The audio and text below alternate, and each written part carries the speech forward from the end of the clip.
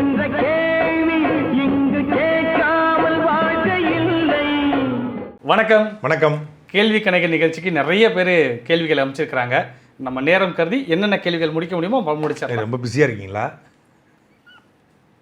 இல்லை, எல்லா கேள்வியும் கேட்க முடியாது. கிட்டத்தட்ட 380 கேள்விகள் வந்திருக்கு.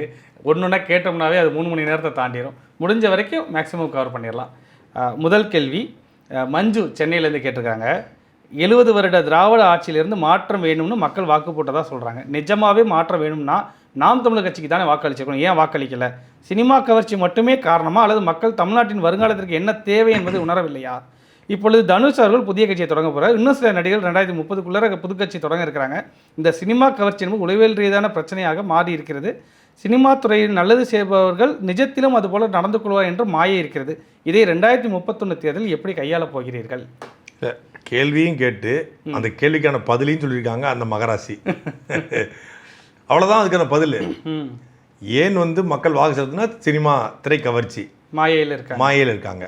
எப்படி இதை மாற்றணும் அப்படின்னா 2031க்குள்ளே இந்த திரை கவர்ச்சியிலேருந்து இந்த மக்களை மாற்றுவதற்கு அந்த மக்களே அதுக்கான பதிலை தேடுவாங்க. ஏன்னா இப்போ எல்லா பக்கம் போராட்டம். நீங்கள் ஒன்றும் இல்லை, அதாவது உடம்புல ஒரு இடத்துல அடிபடுது. நீங்கள் மருந்து போட்டாலும் மருந்து போடாட்டாலும் உடம்புல இயற்கையாக இருக்கக்கூடிய ஆன்டிபாடிஸ் இருக்கு இல்லையா, ஆன்டிபாடிஸு அது அந்த புண்ணு ஆற்றுக்கு முயற்சி பண்ணும். ரொம்ப ஊண்டாகும்போது அதால் முடியாது. அப்போ என்ன பண்ணால் அப்போ இன்டர்னலாக நம்ம வெளியேருந்து மாத்திரைகளை, ஊசிகளை, மருந்துகளை போடணும். இப்போ சின்ன சின்ன அடிகளை போடும்போது அது சரி பண்ணிக்கிறாங்க. பெரிய அடியாக போடும்போது வெளியேருந்து அப்போ தேடுவாங்க. மருந்தை கொடு, மாத்திரையை கொடு, களிம்பை கொடு அப்படின்னு தேடுவாங்க. அப்போ அந்த மருந்தாக யார் இருப்பா அப்படின்னு, யார் இருக்க போகிறா அப்படிங்கிறதான் இப்போ இருக்கிற கேள்வி. உண்மையான மருந்தா? நீங்கள் இங்கே ஊழல் அப்படின்னு ஒரு புண்ணுன்னு வச்சுக்கோங்களேன். இந்த ஊழல் புண்ணை தாவேக்க ஆற்றும் நம்புகிறாங்க. இந்த ஊழல் புண்ணை தாவேக்க ஆற்றுதா ஆற்றலையா அப்படிங்கும்போது உண்மையான மருந்து தேட ஆரம்பிப்பாங்க. இது ஆத்தாளுது, இது மிக மோசமான. நான் இப்போ சொல்கிறேன், நீங்கள் சரியாக டேட்டா வச்சுக்கோங்க. 30 ஜூலை 6:37 டைம். இது அப்படியே உங்கள் கேலண்டரில் குறித்து வச்சுக்கோங்க. இதுவரைக்கும் தமிழ்நாடு பார்க்காத மிக ஒஸ்ட் ஆட்சியை, மிக மோசமான ஆட்சியை, மிக மோசமான அமைச்சர்களை, மிக மோசமான சட்டமன்ற உறுப்பினர்களை, one of the worst chief மினிஸ்டரை தமிழ்நாடு இந்த 5 வருஷத்தில் பார்க்க போகுது. அதுக்கான அடித்தளங்கள் விழுந்துகிட்டே இருக்குது. மாநில உரிமைகள் முழுமையாக பறிக்கப்படும். அதை எதிர்த்து எப்படி சண்டை போடணுங்கிறது கூட இவங்களுக்கு தெரியாது. நீங்கள் ஒரு அடிப்படை எதுவுமே தெரியாத ஒரு ஆட்சி, ஒரு பெரிய என்ன சொல்கிறது, ஒரு பரிசு பொருள் கிடைச்சிருக்குது, ஒரு பெரிய பொக்கிஷம் வச்சுக்கோங்க. அந்த பொக்கிஷத்தை பயன்படுத்த தெரியாதவங்க கையில் கிடைச்சா என்ன ஆகும்? தங்க ஓடு கிடைச்சா கூட பிச்சைக்காரங்களே குடிச்சா அந்த பிச்சைக்காரன் பிச்சை தான் எடுப்பான். புரியுதா உங்களுக்கு? அவனுக்கு தங்கத்தோட மதிப்பு தெரியாது. இந்த பூமாலை ஒன்று சொல்லுவாங்க இல்லையா, கையிலேயே கிடைச்ச பூமாலை அப்படின்பாங்க இல்லையா, அப்படி கூட சொல்லலாம். இது அணில் கடலில் கையில் கிடைச்சா அவுள் மூட்டைன்னு சொல்லலாம். அது பிச்சு செதறி விளையாண்டுக்கிட்டு இருக்காது, அவ்வளோதான். அடுத்ததா, சமூகத்தின் மீது அக்கறை இல்லாத தலைமுறையை உருவாக்கியதில் திராவிட கட்சி ஆட்சிகளுக்கு பங்கு இருக்கிறது அல்லவா? அறிவார்ந்த தலைமுறை உருவாவதற்கு என்ன செய்யலாம்? அரசியல் பேசணும், அரசியல் படுத்தணும், அரசியலை விவாதிக்கணும். நீங்கள் 2018 காலகட்டத்தில் தமிழ்நாடு அரசு ஒரு அரசாணை வெளியிடுது. இனிமேல் கல்வி நிலையங்களில் அரசியல் கட்சி தலைவர்கள் பேசக்கூடாதுன்னு. இதுக்கப்புறம் என்ன ஆயிடுது அப்படின்னா, அரசியல் கட்சி தலைவர்கள் கல்வி நிலையங்களுக்கு போகலை, ஆனால் சினிமா நட்சத்திரங்கள் கல்லூரிக்கு போகிறாங்க. நீங்கள் ஒரு தமிழ்நாடு முழுக்க ஒரு நூற்றுக்கணக்கான கல்லூரிகள் இருக்குது. இதுக்கு ஈவென்ட் மேனேஜ்மெண்ட் டீம்னு வச்சுருக்கான். என்ன பண்ணுறது, இன்ஸ்டாகிராம் இன்ஃப்ளூயன்சஸ், இவனை செலிபிரிட்டிங்கிற பேரில் கல்லூரி கூட்டு போகிறாங்க. யாருன்னே தெரியல, ஆயிரக்கணக்கான பெண்கள் பின்னாடி ஓடுது ஓ அப்படின்னு. அப்புறம் எந்த படம் புதுசாக படம் வெளிவந்தால் கூட அந்த படத்தோட ப்ரொமோ எங்கே நடக்குது அப்படின்னா, சென்னையில் கூட பெரிய பிரபலமான கல்லூரிகளில் ஒரு 2-3 கல்லூரிகள் இருக்குது. இந்த கல்லூரிகளில் தான் எல்லா படத்துடைய ஆடியோ லான்ச்சும். க்ரௌடு பார்த்தீங்கன்னா அந்த கல்லூரியினுடைய மாணவ மாணவிகள். கல்லூரிக்கு படிக்க அனுப்புகிறோமா இல்லை படம் பார்க்க அனுப்புகிறோமா? எல்லாம் நீங்கள் மாஸ்டர் ஆடியோ லான்ச்சாக இருக்கட்டும், அப்புறம் சர்க்கார் ஆடியோ லான்ச், ஏதோ நிறைய ஆடியோ லான்ச், இப்போ இருக்கிற ஆடியோ லான்ச்சாக இருக்கட்டும், விஜய் மட்டும் சொல்லலாம், எல்லா படத்துடைய ஆடியோ லான்ச்சும் ஏதோ ஒரு கல்லூரி தான் நடக்குது. முன்னாடிலாம் ஆடியோ லான்ச் அப்படின்னா அதுக்குன்னு தனியாக ஒரு அரங்கு எடுத்து நடத்துவாங்க. இப்போ கல்லூரிகளில் அரங்கு வச்சுருக்காங்க, அவங்க வாடகைக்கு விடுறாங்க. கல்லூரிக்காரன் சம்பாதிச்சிடறான், ஃப்ரீயாக கொண்டு வந்து மாணவர்களை உட்கார வச்சிடறான்.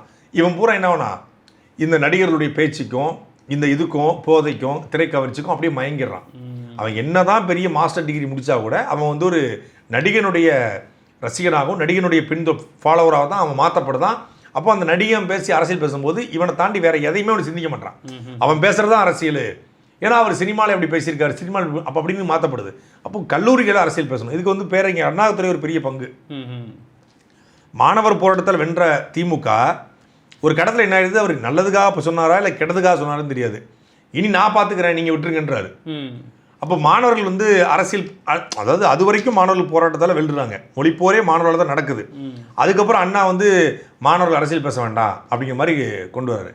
என்ன ஒரு கட்டத்தில் தமிழ்நாட்டுடைய கல்லூரிகளில் நீங்கள் பழைய திரைப்படங்கள்லாம் பார்த்தீங்கன்னா வந்து கல்லூரி தேர்தல் நடக்கும், காலேஜ் எலெக்ஷன் நடக்கும், அங்கே மாணவர் தலைவர் தேர்ந்தெடுப்பாங்க. இப்போ எங்கேயாவது நடக்குதா பாருங்க? இல்லை. இதில் யூடிசி நடக்குது, இதில் வெட்டுக்குத்து ஆயிடுது, இதில் வந்து உள்ளுக்குள்ள அரசியல் வருது, வெளியிருந்து உள்ள அரசியல்வாதிகள் வராங்க அப்படின்னு சொல்லி தடை பண்ணுறாங்க. அதனால் இப்போ கல்லூரிக்குள்ளே இந்த மாணவர் தேர்தல் நடக்கும்போது அங்கே ஒரு தலைமை செயலாளர் இதெல்லாம் தேர்ந்தெடுக்கப்படுவாங்க.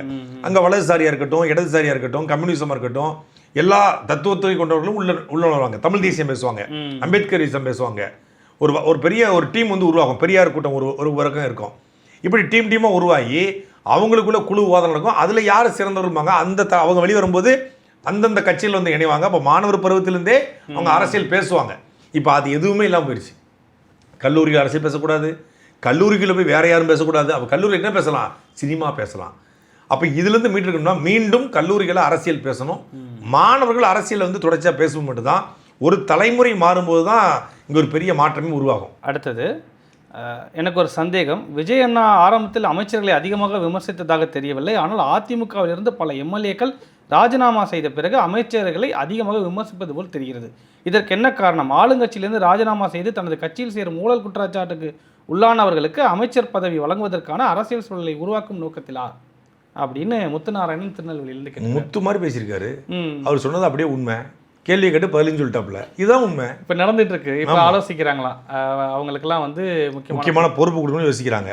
இதைத்தான் குதிரை பேரம், இதைத்தான் வந்து சோஃபா மாடல், இதைத்தான் வாஷிங் மிஷின் மாடல் அப்படின்னு சொல்லி பல்வேறு சொல்லிட்டு இருக்காங்க. அது முத்து வந்து ஷார்ட்டாக சொல்லிட்டாப்புல.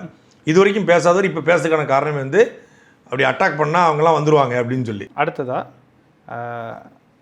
அண்ணா வணக்கம். ஒரு சிறிய கேள்வி. உங்களைப் போல அரசியல் கருத்துக்களை அழுத்தமாக எடுத்து வைக்கும் நீங்கள் பெய்டு யூடியூபர் சவுக்கு சங்கர் போன்ற நபர்களை வெளிச்சத்துக்கு கொண்டு வர வேண்டும். அவர் மக்களை மிகவும் உண்மைக்கு மாறான செய்திகளை தினமும் கட்சிகளுக்கு ஏற்ப சொல்கிறார். நான் 2023 இந்த பெய்டு வாடகை வாய், ஒரு பெய்டுங்கிறாரு, இந்த வாடகை வாய் சவுக்கு சங்கர் குறித்து தொடர்ச்சியாக பேசிக்கிட்டு இருக்கேன். எப்படியெல்லாம் வந்து நிறுவனங்களை மிரட்டுறாரு, எப்படியெல்லாம் வந்து அதிகாரிகளை மிரட்டுறாரு, எப்படிலாம் வந்து அமைச்சர்களை மிரட்டுறாரு, அதிகார வர்க்கத்திற்குரிய நபர்களை மிரட்டுறாரு, அவர் எந்த மாதிரி அவர் செயல்படுறாருங்கிறத விலாவரியாக ஒரு 20 காணொலி வெளியிட்டிருப்பேன். டேட்டாவோடு வெளியிட்டோம், ஆதாரத்தோடு வெளியிட்டோம். ஒவ்வொரு நிறுவனங்களாக குறிவைத்து மிரட்டுறாரு அப்படிங்கிறது. 3 முறை கைது செய்யப்பட்ட பிறகும் மீண்டும் அவருடைய வாடகை வாய் வியாபாரத்தை விட்டு விடலை. சின்னதாக ஒரு உண்மை இருக்கும், ஒரு செய்தி, அதை பொய்யில் 99% பொய்யோடு சேர்ந்து உண்மை போல கட்டமைப்பது. அவர் எவ்வளோ பெரிய பொய்யன் அப்படிங்கிற ஒரு சின்ன எடுத்துக்காட்டு என்ஐஏ சோதனை. நான் சவுக்கு சங்கர் மீது சரி ஏதோ ஒரு செய்தியில் சொல்கிறாருன்னு நினச்சேன். அந்த என்ஐஏ சோதனையில் அவர் சொன்ன செய்தியை வச்சு தான் ஒரு 1ஆம் நம்பர் ஃப்ராடு பக்கா 420 அப்படின்னு தெரிஞ்சுது. என்ஐஏ சோதனை நம்ம வீட்டுக்கு வருது, எந்த முகாந்திரம் இல்லைன்னு என்ஐஏ அதிகாரிலே என்ன சொல்லிட்டாங்க, 1-to-1 டிஸ்கஷன் சொல்கிறாங்க. ஆனால் வெளியே வந்து அன்றைக்கி இரவு சவுக்கு சங்கர் பேசுகிறாரு, பொட்டம்மானோடு நேரடி தொடர்பில் இருந்த ஒரு தளபதியோடு 3 வருஷம் நான் பேசிக்கிட்டு இருந்தேன். இவங்களுக்கு என்ன தொடர்பு? அவங்க வந்தது சுவிஸ்ல இருந்து நம்பர் ஃபோன் வந்துருக்குன்னு, இவன் சொல்றது லண்டன்ல இருந்து கால் வந்துருக்குன்னு. அதாவது ஒரு செய்தியை இப்போ தெரிஞ்சுக்கிட்டாரு. என்ஐஏ சோதனை சாட்டை திரும்ப வீட்டில், இடுமான கார்த்திக் வீட்டில், விஷ்ணு வீட்டில், மதிவான வீட்டில். இது செய்தி சரியா? ஏன் வந்துச்சு யாருக்கும் தெரியாது. என்ஐஏ பொறுத்தளவில் எந்த செய்தியும் வெளியே சொல்ல மாட்டாங்க. அவங்க சொல்கிற அஃபிஷியல் ஸ்டேட்மெண்ட் மட்டும்தான் எக்ஸ் தளத்தில் அவங்களுடைய இணைய பக்கத்தில் வரும். அதை தவிர அவங்க வந்து வெளியே வராது. அப்படி வந்தாது என்ஐஏவே இல்லையே. என்ஐஏங்கிறது இந்தியாவுடைய உச்சபட்ச புலனாய்வு முகமை. என்ஐஏ அதிகாரிகள் அவன்கிட்ட பேசினதா சொல்கிறான். அப்படி பேசிட்டா அவங்க என்ஐஏல மதிப்பே இல்லை. என்ன லோக்கல் பல்லாவரம் பிஎஸ் இன்ஸ்பெக்டர் நினைச்சானா? பல்லாவரம் பிஎஸ் இது பல்லாவரம் பிஎஸ் தளபதி வெற்றி கொண்டாண்டுருக்கும்ல, அப்படி நினைச்சான் போல இருக்கு. அப்படிலாம் கிடையாது. அப்போ அதில் தெரிஞ்சது பெரிய ஃப்ராடு, பெரிய பொய். அது மாதிரி நிறைய சம்பவங்களை சொல்லலாம். அந்த செய்திங்கிறது வந்து பொதுவெளியில் வந்த செய்தி. இப்போ பாருங்க, ஜூனியர் படம் எப்படி சொல்லிச்சு, தினமலை எப்படி சொல்லி, தினமலை சொன்னதெல்லாம் உண்மையா, ஜூவி சொல்லலாம் உண்மையா, ஆவி சொல்லலாம் உண்மையா, அதை வைத்துக்கொண்டு கதையை கட்டுவது. இவர்களே இந்த செய்தியை உருவாக்குவது, உருவாக்கி தினமலையில் போட வைப்பது, தினமலையில் போட்டதை இவர் எடுத்து பேசுறது. ஒரு நெட்வொர்க் இது வந்து, இது ஒரு சிண்டிகேட்டு. புரியுது உங்களுக்கு? இது ஒரு சிண்டிகேட் வந்து தினமலரில், ஜூவியில், ஆவியில் எல்லாமே இருப்பாங்க. இவங்களே செய்தியாக அங்கே கொடுத்து போட சொல்லிட்டு அந்த செய்தி எடுத்து பேசுறது அங்கே வந்திருக்கு. இப்படி பார்த்தீங்களா? அப்போ என்ன ஆதாரத்தோடு பேசுறாரு, ஜூவியில் வந்து வச்சு பேசுறாரு. கொடுத்தது இவங்க தான். சாட்டை திருமண வீட்டில் கட்டுக்கட்டாக பணம் சிக்கின்னு தினமலர் எழுதான். இன்னைக்கு வரைக்கும் தினமலருக்கு மறுப்பு தெரிவிக்கல. எங்கடா அந்த கட்டுக்கட்டு பணம்? கட்டுக்கட்டு பணம் எங்க சிக்கியதுல? சிக்கி வந்தது ஈடு, எண்ணெயை சோதனை. இது ஈடு ரேடு மாதிரி எண்ணெயை வந்து கட்டுக்கட்டா பணம் எடுத்து வருவாங்களா? அப்படி வீடே ஆய்வு பண்றாங்க. எதுவுமே இல்லை. அவங்களும் என்னம்மா முத்தூட்டுலாம் கடன் வாங்கி வச்சிருக்கீங்கன்னு சொல்லிட்டு போறாங்க. நம்ம ஒரு லோன் வாங்க, ஒரு கார் லோன் வாங்க எவ்வளோ கஷ்டப்படுறோங்கிறது நமக்கு தான் தெரியும். அந்த அடிப்படை கூட இல்லாமல் கோடி கோடியாக வருது. அது மாதிரி ஒரு வீடியோக்கு 2 லட்சம் சப்ரீசன் கொடுக்குறாங்க. எச்சு கைட்டு காக்கா வெட்ட மாட்டாங்க அவங்க. எச்சு கைட்டு காக்கா வெட்டுறத ஒரு கும்பல் ஒரு வீடியோக்கு 2 லட்சம். எதுக்கு அவங்க தரணும் முதல்ல? அதானே. அப்போ என்னன்னா எல்லாத்தையும் வாங்கி பழக்கப்பட்ட ஒருத்தன் இவங்களும் வாங்கிட்டு தான் பேசுகிறாங்கன்னு ஒரு கற்பனை வாதத்தில் நம்ப வைப்பது, அது உடையும். உண்மை எப்போதுமே நிலைச்சி நிற்கும். போய் வேகமாக பறந்தாலும் அது உடையும். அடுத்த கேள்வி பெயர் குறிப்பிடலை. நானும் 2 எலெக்ஷனில் உங்களுக்கு ஓட்டு போட்டேன். மைண்டு டயர்டாயிடுச்சு நம்ம தோல்வியை பார்த்து. ஒரு காலத்தில் வேறு மாதிரி பார்த்தேன், இப்போ ரொம்ப டயர்டாக இருக்குது அப்படின்னு போட்டிருக்கிறாரு. அதாவது எப்போவுமே தோல்வி வந்து எல்லா மனிதர்களுக்கும் ஒரு சின்ன சோர்வை வந்து உருவாக தான் செய்யும். அதில் மாற்று கருத்தே கிடையாது. ஆனால் அது தோல்வியிலிருந்து மீண்டு வரக்கூடிய அந்த ஆற்றலை தான் நாம் ஒவ்வொருத்தரும் அடைய வேண்டிய தேவை இருக்குது. தோல்வி வந்து ஒரு படிப்பணி தான். அது கடைசியாக இருக்கக்கூடிய தீர்வு கிடையாது. ஒரு சின்ன படிப்பணி. அந்த படிப்பணியில் பாடம் கற்றுக்கொண்டு அடுத்த கட்டத்துக்கு நம்ம போகணும். நீங்கள் தோற்று போனனாலே நல்ல கண்ணு இவரை போல சோர்வடைஞ்சிருந்தா நல்ல கண்ணுங்கிற ஒரு தலைவர் நமக்கு கிடைச்சிருக்க மாட்டார். கஜினி முகமது வந்து 16 முறை தோல்வி அடைஞ்சு அவர் நமக்கு எதிராக சண்டையிட்டு இருக்கலாம், அது வேற. ஆனால் 16 முறை ஒருத்தன் அந்த கஜினி முகத்தை ஏற்று ஒருத்தன் வீழ்த்திருக்கான். இங்கே 16வது முறை 17வது முறை வென்ற அவள் வந்தும் பாடம் கற்றுக்கணும். 16 முறை அவரை அடித்து விரட்டினால அவன்றது நம்ம பாடம் கற்றுக்கணும். தோல்வி என்பது வந்து ஒரு தற்காலிகமானது தான், அது நிலையானது கிடையாது. அதில் உள்ள தவறுகளை திருத்தி கொண்டு சரி செய்து கொண்டு எந்த நுட்பத்தில் நம்ம வந்து சண்டையிடலாம் அப்படின்னு ஒவ்வொரு வீரனும் யோசிப்பான். அதுபோல் நாம் தமிழர் கட்சி வந்து இந்த தோல்வியிலிருந்து பாடத்தை படித்து கொண்டு தவறுகளை சரி செய்து கொண்டு, தவறுகள்னா நம்ம அநியாயத்துக்கு நல்லவனாக இருக்கக்கூடாது அப்படிங்கிறதா தவறு. இந்த மக்கள்கிட்ட எப்படி நடந்துக்கணும் அப்படிங்கிற ஒன்று இருக்குது. இப்போ வந்து என்ன தவறு என்ன பண்ணாங்க? முன்னாடி மணிக்கு ஒரு முறை பத்திரிகையாளர் சந்திப்பு நடத்துனாங்க. அது பெரிய தவறுன்னு இப்போ தெரிஞ்சிச்சு. இப்போ 2 மாதமாக பேசலை, கிட்டத்தட்ட 70 நாளாக பேசலை. எனக்கு தெரிஞ்சு 2026 ஏப்ரல் 23 கடைசியாக பேசலாம்னு நினைக்கிறேன் மேடையில். பத்திரிகையாளர் சந்திப்பு அதுக்கு முன்னாடி கொடுத்தது தான். ஆமாம். அதுக்கப்புறம் கொடுக்கல. மே, ஜூன், ஜூலை 3 மாதம் ஆச்சு. 90 நாள் ஆச்சு பத்திரிகையாளர் சந்திச்சு. இப்போ ஒவ்வொரு இடத்துலையும் பத்திரிகையாளர் வந்து அண்ணா நிற்கிறாங்க. அன்றைக்கி திருநெல்வேலி போகிறோம் நிற்கிறாங்க, மதுரை போகிறோம் நிற்கிறாங்க. ஏதாவது செய்தியாகணும். முன்னாடி வந்து சீமானை பேசினதா போட மாட்டாங்க. இப்போ அவர் பேசவே இல்லை, செய்தியாக்குறாங்க. அவர் அங்கே நிற்கிறாரு, இங்கே நிற்கிறாரு, பொது வேட்பாளர். நாம் தமிழர் கட்சி வந்து மதுரையில் வழக்கு போட்டிருக்கு, உச்சநீதிமன்றத்துக்கு கேவியேட் பண்ண போடுது. செய்தியாக மாறுதில்ல. இப்போ செய்தி தொடர்ச்சியாக பேசி செய்தியாகிறதா, பேசாமல் செய்தியாக மாறுதா அப்படிங்கிற அந்த தவறை திருத்தி கொண்டு இப்போ வந்திருக்கோம். இதுபோல் நிறைய தவறுகளை திருத்தும் போது இன்னும் நாம் தமிழர் கட்சி வீரியமாக களத்தில் களமாடும். அதனால் அந்த சகோதரர் வந்து நம்மலாம் பார்க்காத இதா வழி இல்லையா, அது வழி, அது வேற டிபார்ட்மெண்ட் அப்படின்ட்டு உற்சாகமாக நிற்கணும், அவ்வளோதான். அடுத்ததா லினோவின் லிங்கம் அப்படிங்கிற ஒரு கேள்வி கேட்டுக்கிறாரு. கேள்வி இஸ், நீங்கள் எந்த தொகுதியிலையும் ஏன் போட்டி போடலை? சீமான் அண்ணன் கார் வாங்கினாரு, எந்த காசில் வாங்கினாரு? அவர் லேண்ட் எப்படி வாங்கினாரு? கார் எந்த காசில் வாங்கினா இந்தியன் ரூபீஸில் வாங்கினாரு, செக்கு கொடுத்து. லேண்டு வந்து பத்திரப்பதிவு பண்ணி செக் கொடுத்து வாங்கினார். அப்புறம் அடுத்ததாக ஒரு ஃபோட்டோ ஒன்று அமைச்சிக்கிறார். அதில் வந்து ஐயா சரத்குமார் அவர்களோட மேடையில் இருந்த ஃபோட்டோ. இதெல்லாம் என்ன தொலைநோக்கு பார்வைன்னு தெரிஞ்சுக்கலாமா? ஒருத்தன் கூட கேட்டிருந்தான், சரத்குமார் மேடையில் சீமான் எப்படி ஏறினார்? படி வழியாக ஏறினார். அதுதான் அவருக்கு பதில். அதே தான். அடுத்ததாக ஐயனார்னு சொல்லிட்டு சீமானந்தல் கமுதியிலேருந்து கேட்டுக்கிறாங்க. மாண்புமிகு தமிழ்நாடு முதலமைச்சர் அவர்கள் தேர்தல் வாக்குறுதியாக 5 ஆண்டுகள் அரசு துறைகளில் தற்காலிக பணியாளராக பணியாற்றினால் பணி நிரந்தரமாக செய்யப்படும் என்று கூறினார். இது சாத்தியமா? பதில் தரவும். எப்படி 5 வருஷம் டெம்பரவரி ஸ்டாஃபாக கவர்மெண்ட்டில் ஒர்க் பண்ணிவிட்டு அவங்கள வந்து நான் பெர்மனன்ட் பண்ணுறேன்னு சொல்லியிருந்தாராம் முதலமைச்சர் ஜோசப் விஜய் அவர்கள். அது சாத்தியமா அப்படின்னு கேட்குறாரு. எதில் பணி செஞ்சுருந்தா? எந்த அரசு துறையில் பணி செஞ்சிருந்தாலும். அப்படி ஒரு அறிவிப்பு வந்திருக்கா நானும் பார்க்கல. அவர் அந்த ஒரு கேள்வி கேட்டுக்கிறார். அவர் நிறைய கேப் ஓட்டினார், அதில் இந்த கேப்பும் ஓட்டியிருப்பார். ஓட்டிருக்கலாம். இது ஊபராக ஓலாவான்னு தெரில, நிறைய கேப் ஓட்டினாப்புல. அடுத்தது மகாராஜா தொண்டாமுத்தூர். நான் உங்கள் வீடியோவை தொடர்ச்சியாக பார்க்கிறேன் அண்ணா. நானும் நான் தமிழர் கட்சி தான், உங்களை நேரில் சந்திக்கலாமா? கூட்டத்துக்குலாம் வந்ததில்லைன்னு நினைக்கிறேன் இவர். எல்லா கூட்டத்திலையும் உங்களை சந்திக்கலாமே. அடுத்தது பேர் குறிப்பிடலை. உங்கள் தொலைக்காட்சியில் தமிழ் தேசிய சிந்தனையை வளர்க்க ஏதாவது செயல் திட்டம் உள்ளதா?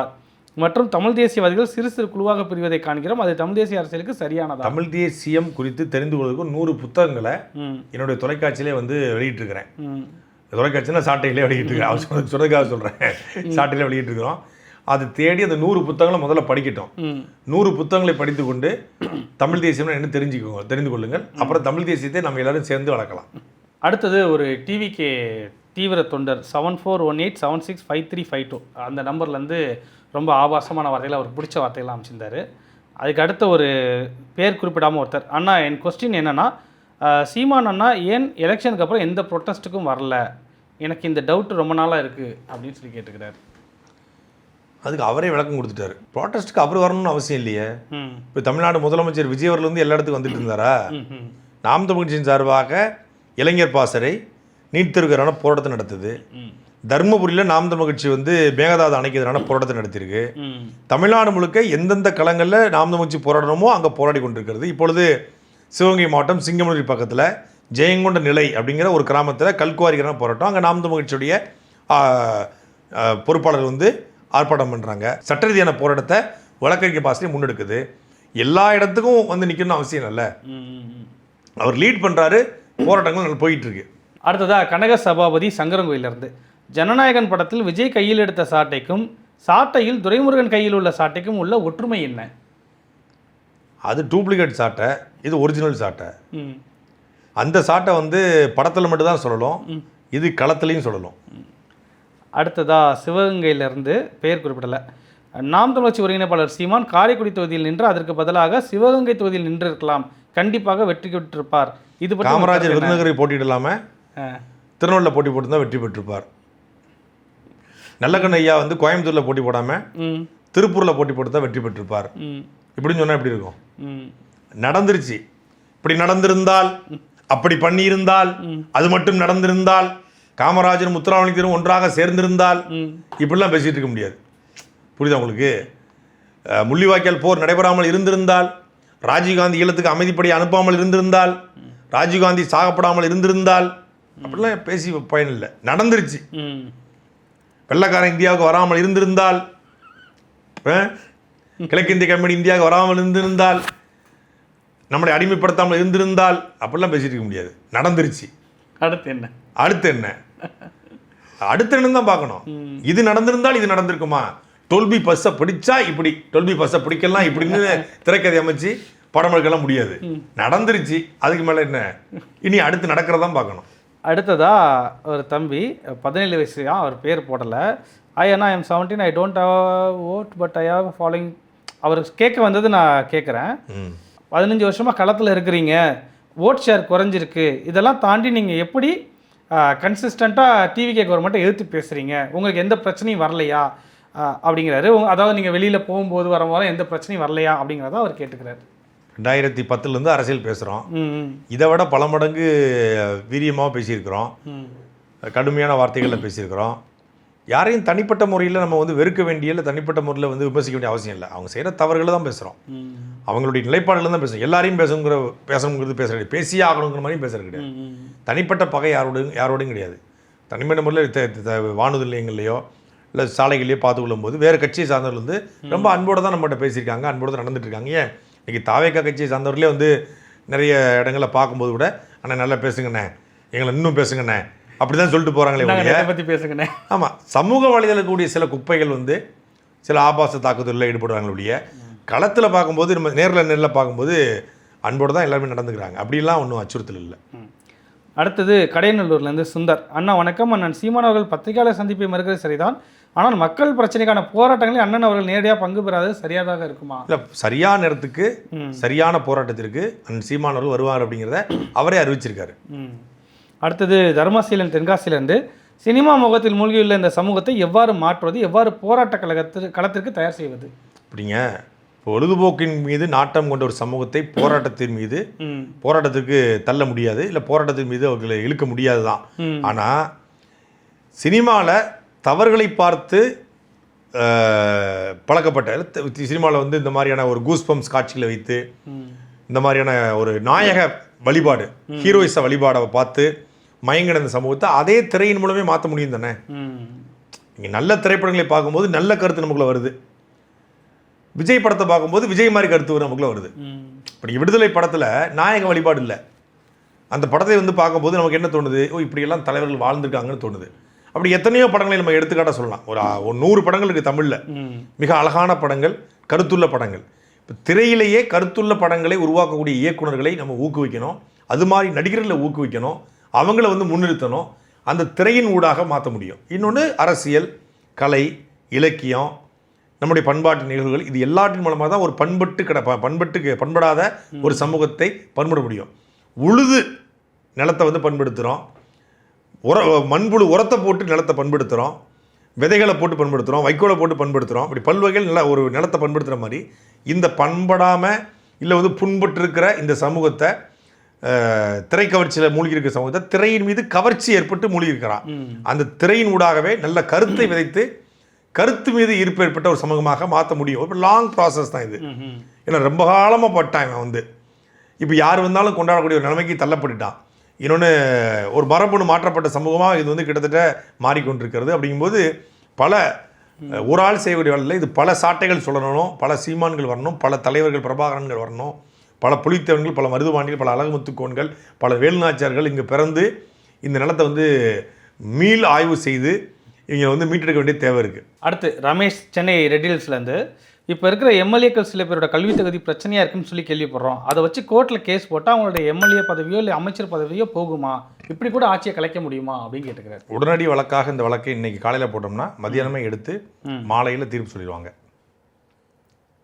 உடனே இந்த மாதிரி வழக்கில் பொறுத்த வரைக்கும் காலையில் போட்டோம் 10 மணிக்கு போடுறோம் அப்படின்னா 11:30 மணிக்கெலாம் எடுப்பாங்க. எடுத்துட்டு மதியானம் விசாரணை பண்ணிட்டு மாலை 4 மணிக்கெலாம் தீர்ப்பு சொல்லிடுவாங்க. 2016 இவருடைய வெற்றி செல்லாதுன்னு சொல்லி அப்பாவும் வழக்கு போடுறாரு. யார்? இன்பத்துறை வெற்றி செல்லாதுன்னு சொல்லி 2016 வெற்றி செல்லாதுன்னு. அது விசாரிக்கப்பட்டு அவர் 5 வருஷம் பதவியை முடித்து அடுத்த 5 வருஷம் அப்பாவு இருந்து திருப்பி அப்பாவு இறங்கும்போது அப்பாவு வெற்றி பெற்றது செல்லும், இன்பத்துறை வெற்றி பெற்றது செல்லாதுன்னு வருது. அதுக்கு ஒரு 5 வருஷம் அவர் எம்எல்ஏவே இருந்து போயிட்டாப்ல, சொல்கிறதுக்கு 10 வருஷம் இருக்குது. ஆனால் யாரையாவது புதைக்கணும்னு போய் நீ கேளுங்க, உடனடியாக எடுத்துக்குவாங்க, இடம் கொடுத்துருவாங்க, உடனடியாக வந்து அதுக்கு தீர்ப்பை வந்து சொல்லுவாங்க. நீதிமன்றத்துக்கு நமக்கு குறை சொல்ல முடியாது, பல்வேறு பணிகள் இருக்கும், பல்வேறு இது இருக்கும். இதையெல்லாம் முக்கியமான இவங்க ஒரு இப்போ வழக்கு போட்டோம்னா ஒரு 2038 தீர்ப்பு வரதுக்கு வாய்ப்பு இருக்குது. அதனால் அதை நம்பாமல் நாம் வந்து வேறு வழியான சட்ட போராட்டங்களை தான் எடுக்கணும். நீதிமன்றத்துக்கு போகிறது தான் தீர்வு, வேறு வழி இல்லை. ஆனால் அதுக்கு வேறு நுட்பங்கள் இருக்குது. அது நுட்பங்களை வெளியே சொல்ல முடியாது இல்லையா? அந்த நுட்பங்களோட நம்ம வந்து தகவல்களை சேகரிச்சுக்கிட்டு இருக்கோம். கிட்டத்தட்ட 21 சட்டமன்ற உறுப்பினர்களுடைய கல்வித் தொகுதி கேள்விக்குறியாக்கப்பட்டிருக்கு. அதில் மிக முக்கியமான சிலவருடைய கல்வித் தொகுதி மகாமட்டமாக இருக்குது, மறைச்சிருக்காங்க. நம்ம வெளிப்படையாக சொல்லிட்டோம். ராஜபாளையம் அமைச்சர் சமூக நலன் மற்றும் மகளிர் நலன்துறையுடைய அமைச்சர் ஜெகதீஷுடைய கல்வித் தகுதி வந்து கேள்விக்குறியாக்கப்பட்டிருக்கு. கேள்விக்குறியாக்கப்பட்டது மட்டும் இல்லாமல் அவங்களுடைய முன்பின் செயல்பாடுகள் எல்லாமே மிக மோசமாக இருக்குது. எனக்கு ரொம்ப அதிர்ச்சியாகவும் ஆச்சரியமாகவும் வியப்பாகவும் இருக்குது என்னென்னா, இந்த மக்கள் எவ்வளவு சிந்தனையற்று வாக்கு செலுத்தியிருக்காங்க. யார் என்னன்னே பார்க்கலங்க. அவங்க யார், அவங்களோட பேக்ரவுண்ட் என்ன, காலகாலமாக தலையால் அடிச்சுக்கிறான். நீங்கள் வந்து உங்கள் தொகுதியில் உங்கள் பகுதியில் இவங்க யார் என்ன, இவங்க நமக்கு வந்தால் செய்வாங்களான்னு கூட பார்க்காம அப்படியே கண்ணை மூடிக்கொண்டு ஒரு சமூகம் வாக்களிச்சிருக்குன்னு சொல்லுது. உண்மையிலே எனக்கு வந்து இது சொல்றதுக்கு வெக்கமா, அவமானமா, வேதனையாக இருக்குது. இப்படி ஒரு சமூகம் இருக்குமா? இப்படி வாக்கு செலுத்த முடியுமா? இது ஊப்பியில், மகாராஷ்டிராவில், எங்கேயோ வட மாநிலங்கள் நடந்த கூட போல, தமிழ்நாட்டில் ஒரு அறிவார்ந்த சமூகம், ஒரு படித்த சமூகம், ஒரு பண்பட்ட சமூகன்றான். இல்லை யாரோ 10% பதர் இருக்கலாம், 90% பதர் இருக்கும். பெரிய அதிர்ச்சி இருக்குது. நீங்கள் இது வந்து பெரிய பேராபத்தில் கொண்டு விட போகுதுன்னு கூட தெரியாமல் வாக்கு செலுத்திருக்காங்க. பேராபத்தில் கொண்டு போய் முடியும் அது. அடுத்ததா பேர் குறிப்பிடாமல் வட மாவட்டங்களில் நாம் தமிழர் கட்சி ஒரு தாக்கம் குறைவாக இருக்க காரணம் என்ன? குறிப்பாக விழுப்புரம், திண்டிவனம், செஞ்சி, திருவண்ணாமலை போன்ற சாதி இருக்கம் தான் காரணம், வேற ஒரு காரணம் கிடையாது. நீங்கள் தென் மாவட்டம் தான் சாதி இருக்கம் நிறைந்த மாவட்டம்னு சொல்லுவாங்க. ஆனால் தென் மாவட்டத்தில் நாம் தமிழ் கட்சி பெரிய தாக்கத்தை ஏற்படுத்துது. வட மாவட்டங்களில் வந்து நாம் தமிழ் கட்சி வந்து குறைவாக இருக்குது, தென் மாவட்டத்தில் ஒப்பிடும்போது குறைவாக இருக்குது. அப்படின்னா இங்கே வந்து சாதிய கட்சிகள் வலுவாக இருக்குது. எங்கே சாதியம் இருக்கோ அங்கே தமிழ் தேசியத்துக்கான வேலை குறைவாக இருக்குது. ஒருவேளை தமிழரசன் போன்ற கலியபெருமாள் போன்ற தமிழ் தேசிய தலைவர்கள் இன்னும் ஒரு சில காலம் இருந்திருப்பார் என்றால் இங்கே வலுவான ஒரு கட்டமைப்புகள் உருவாகிருக்கிற வாய்ப்பு இருக்கிறது. அவங்க இருந்தாங்கன்னா இங்கே சாதி கட்சியே இருந்திருக்காது. இருவரும் சாதி கட்சி தமிழ்நாட்டில் இருக்குது. இந்த இருவரும் சாதிகளை வைத்திருக்கிற கட்சி, அந்த ரெண்டு சாதியும் தன்னகத்தை வைத்திருக்கிற கட்சி, அந்த கட்சிகளே தோண்டி இருக்காது. தமிழ் தேசியம் தான் வந்து வட மாவட்டங்களை வந்து ஒரு தமிழ் தேசியம் வந்து வட மாவட்டத்தில் ஒரு கோர் தலைவர்கள் உருவான ஐடியாலஜியை உருவாக்கின தலைவர்கள் உருவான ஊர். அங்கேயே அந்த தாக்கம் வந்து இல்லை அப்படின்னா அது சாதியம் தான். அப்போ சாதியத்தை வந்து நீங்கள் வந்து அடித்து காலி பண்ணாமல் அங்கே தமிழ் தேசியம் வளராது, தமிழ் தேசியம் வளராமல் நாம் தமிழ் கட்சி வளராது. அடுத்ததாக பெயர் குறிப்பிடாமல் போட்டுக்காரு. என்னென்னா, நான் பெங்களூரில் வடிவமைப்பு பொறியாளராக இருக்கிறேன். இங்கே கன்னட மக்களிடம் மொழிப்பற்று அதிகமாக இருக்கிறது கவனிக்கிறேன். ஆனால் தமிழ்நாட்டில் ஆங்கிலத்தில் பேசினா தான் பெருமையாக நினைக்கிறாங்க. நான் தமிழில் பேசினா சிரிக்கிறாங்க. நேரம் என்னன்னு கேட்கக்கூடாது, டைம் என்னன்னு கேட்டால் தான் சொல்கிறாங்க அப்படிங்கிற மாதிரி போட்டுக்கிறாரு. அவங்க வந்து ஏளனப்படுத்துகிறாங்க, அவங்க சிரிக்கிறாங்க அப்படின்னுக்காக நாம் நம்முடைய தமிழ் பற்றை மாற்றிக்கொள்ளக்கூடாது. நீங்கள் வந்து ஒரு முறை பேசும்போது அவன் சிரிப்பான், நீங்கள் தொடர்ச்சியாக பேசுகிறீங்கன்னா அவங்களுடைய தமிழ் பற்றை பார்த்து அவன் வியப்பான். நாம் வந்து பயணச்சீட்டு கொடுங்கன்னு கேட்கறதுனால அவன் சிரிக்கிறான் அப்படின்னுக்காக அடுத்த ஐயா டிக்கெட் கொடுங்க நம்ம கேட்க வேண்டிய அவசியம் இல்லை. அவனுக்காக நம்ம இதுக்கு மாற்றிக்கணும். என்னுடைய உணவு, என் உடை, என்னுடைய மொழி, அதை நான் தான் தீர்மானிக்க முடியும். வேறு எவனும் தீர்மானிக்கிறதுக்கு எவனுக்குமே அதிகாரம் கிடையாது, எவனுக்கும் உரிமை கிடையாது. நான் என்ன உடை உடுத்தணும், இதில் வந்து தமிழ்நாடு முதலமைச்சர் விஜய் அவர்களை நான் எடுத்துக்காரோடு எடுத்துக்கிறேன். இந்த உடையை நீங்கள் போடும்போது நான் இது ஏன் கூட நான் போட்டுக்கிறேங்கிறாரு, பரவாயில்ல, அது ஓகே. அவர் கோட் சூட் போடுறது அவருக்கு பிடிக்குது, இந்த உடை தான் நீங்கள் உடுத்தணும் அப்படின்னு கட்டாயப்படுத்த முடியாது யாரையுமே. அதுபோல் அவருக்கு ஒரு கம்ஃபர்டபுளாக இருக்குது. கொடுத்துற வெயிலில் கூட வந்து கோட்டை போட்டு திருறாப்புல இருந்தாலும் பரவாயில்லன்னு போட்டு போகிறாள், விமர்சனம் வந்தால் கூட பரவாயில்லன்னு, அதனால அதோட எடுத்துக்குவோம். அதுபோல் வந்து நமக்கு நம்மளுடைய உடையவோ, நம்முடைய மொழியவோ, நம்முடைய உணவையோ நீங்கள் வந்து இந்த உணவை இதை போய் சாப்பிடுவியா, நீ இப்படி பேசுவியா சொன்னால் சொல்லிட்டு போகிறான். அவன் சொன்னாலும் என்ன இருக்குது, அவரை நம்ம தொடர்ந்து பேசணும். அடுத்ததாக கமல் கரூர்லேருந்து, அண்ணாமலையின் கொள்கையும் சீமான் அண்ணனின் கொள்கையும் ஒன்றாக இருந்தால் கூட்டணிக்கு வாய்ப்பு இருக்கா? அண்ணாமலை அவர்கள் வந்து தன் கொள்கையை முதல்ல சொல்லட்டும். முதல்ல அவர் வந்து இப்போ கொள்கையை பேசட்டும், அதுக்கு முன்னாடி பேசட்டும், அதுக்கப்புறம் தான் தெரியும். இதுவரைக்கும் அவர் வந்து பயணித்த கொள்கை நாம் தமிழ் கட்சிக்கு நேர் எதிரான கொள்கை. நாம் தமிழ் கட்சி எதை எதிர்க்கிறதோ அதை ஆதரித்திருந்தார். இப்போ அதோடைய வடிவமாக வராரா, இல்லை தமிழ் வடிவமாக அதோடைய தமிழ் வடிவமாக வராரா, இல்லை உண்மையிலே தமிழ் வடிவமாக வராரா அப்படிங்கிறது இது பொறுத்து தான் தெரியும். அவர் இப்போதைக்கு ஒரு வருஷம் விஜயை விமர்சிக்க மாட்டேன்னு இருக்காரு. அதனால் இப்போதைக்கு நம்ம அவரையும் விமர்சிக்க வேண்டாம். அவர் பேசட்டும், பேசி எடுத்து வைக்கட்டும். அதுக்கப்புறம் அது என்ன அந்த காலடி தமிழர்களுக்கான காலடியா இல்லை தமிழை நசுக்கிற காலடியா அப்படின்னு பார்ப்போம்.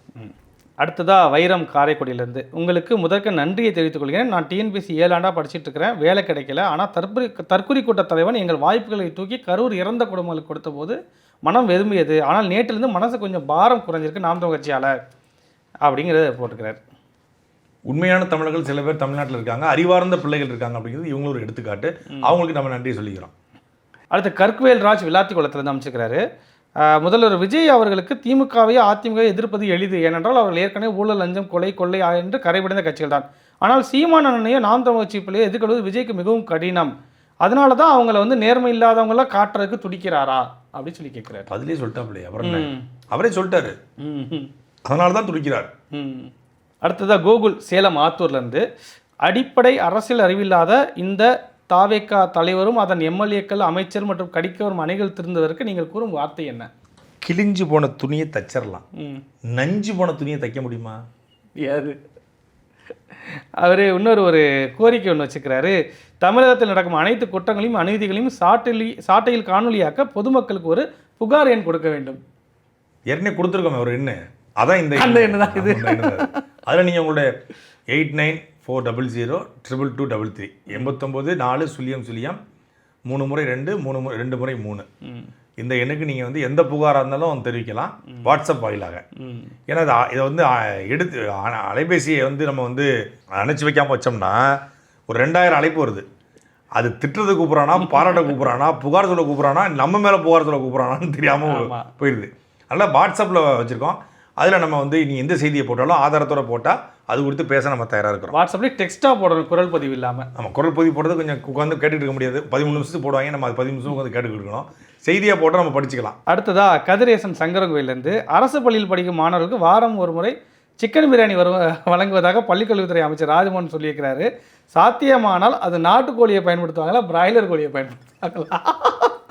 வாசலில் 8 கோழி புலம்பு ஏன் போடுவோம், ஏன் 16 கோழி போட மாட்டார்களாங்கிற மாதிரி சிக்கன் இப்போ வந்து நாட்டுக்கோழியா இல்லை வீட்டுக்கோழியா இல்லை காட்டுக்கோழியாங்கிற பஞ்சாயத்தா? ஆரோக்கியமான உணவை கொடுக்கணுங்கிறதா காலை உணவு திட்டத்தினுடைய நோக்கம். அதுக்கு அதனால் சத்து உணவு இல்லையா? நம்ம பள்ளிக்கூட சாப்பாடை சாப்பிட்டு வளர்ந்த பிள்ளைகள் தான்.